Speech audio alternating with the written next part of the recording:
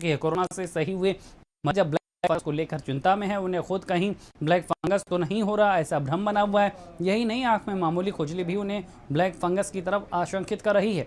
यही वजह है कि नेत्र विशेषज्ञों की आधे से ज्यादा ओपीडी ऐसे मरीजों से ही भरी पड़ी है।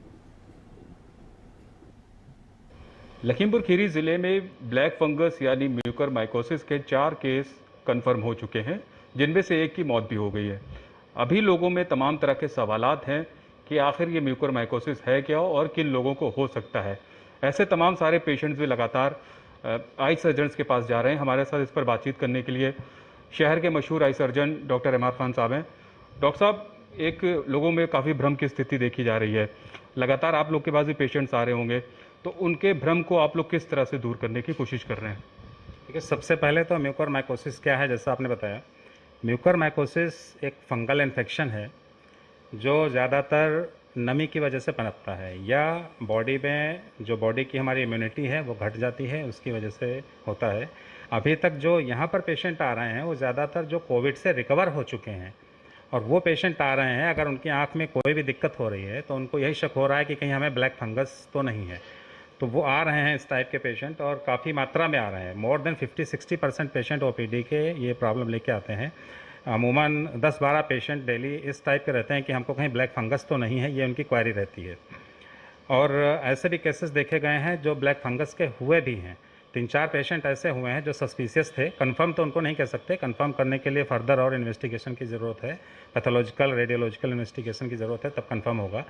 जैसा कि डॉक्टर साहब ने बताया, लखीमपुर खीरी में 50% से ज़्यादा लोग जो कि ओपीडी में आ रहे हैं और एक बड़े भ्रम की स्थिति में है कि उन्हें कहीं ब्लैक फंगस तो नहीं हो गया। हालांकि जिस तरह से प्रशासन ने एक नंबर्स भी जारी किए थे, कोई अगर सस्पेक्टेड केस है तो उस पर इन्फॉर्म भी करना है। लेकिन सबसे बड़ी बात कि किसी तरह की इस मामले में घबराने की ज़रूरत नहीं है। अगर किसी को लग भी रहा है तो वो ज़रूर एक एक्सपर्ट डॉक्टर से संपर्क करे। लखीमपुर खीरी से शारिक खान, भारत समाचार। मेरठ से अगली खबर है, जहां पर ब्लैक फंगस के 12 नए केस सामने आए हैं। ब्लैक फंगस के 12 नए मरीज सामने आए हैं। इलाज के भाव में 4 मरीजों की मौत हो गई है। अब जिले में 166 ब्लैक फंगस के केस आ चुके हैं। अब तक 23 मरीजों की मौत हो चुकी है। सरकारी आंकड़ों में केवल 18 मौतें ही बताई जा रही हैं। हम आपको बता रहे हैं कि इस तरह से मेरठ में लगातार ब्लैक फंगस के मरीज सामने आ रहे हैं, मौतें हो रही हैं।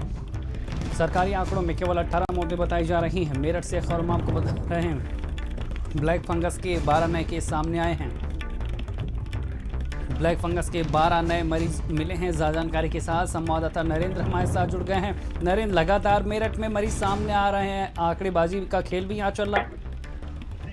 देखिए, बीते 24 घंटों में शैलेंद्र 12 मरीज जो हैं वो सामने आए हैं, और सबसे गंभीर बात यह है कि 4 मरीजों की मौत हुई है, और ये जो मौतें हैं ये जीवन रक्षक जो इंजेक्शन है उसके अभाव में हुई हैं। लगातार शासन से ये मांग की जा रही है, चिट्ठियां भी जा रही हैं, लेकिन 7-8 दिन हो चुके हैं, लेकिन अभी तक जो इंजेक्शन है उसकी उपलब्धता नहीं हो पाई है।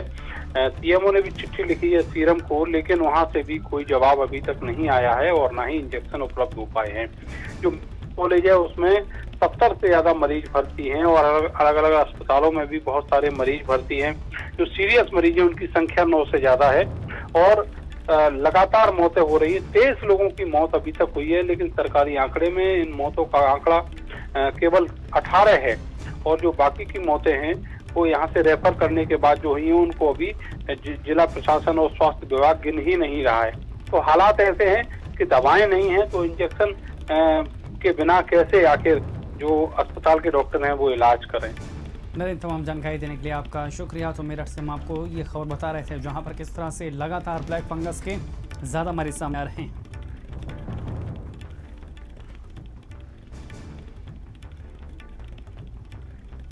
और चलिए बात करेंगे गांव में